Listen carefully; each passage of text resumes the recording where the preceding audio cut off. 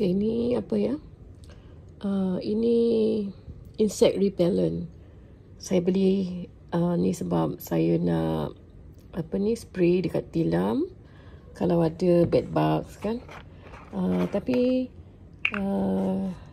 larutan ni pun dia sesuai untuk halau lipas, nyamuk, semut.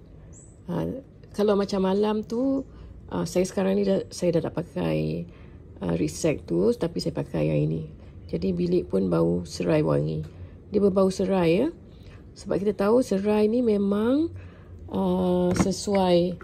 Kalau misalnya kata kita pergi camping, kita guna minyak serai. Jadi saya beli pack besar ni.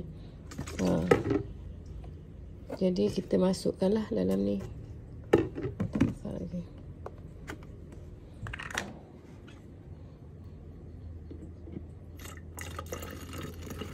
Kalau rumah kita ada bau tak enak tu, kita spray je satu rumah.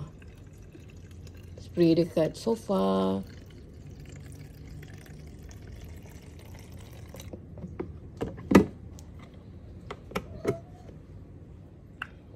Sangat berkesan untuk nyamuk dan juga bed bugs ya.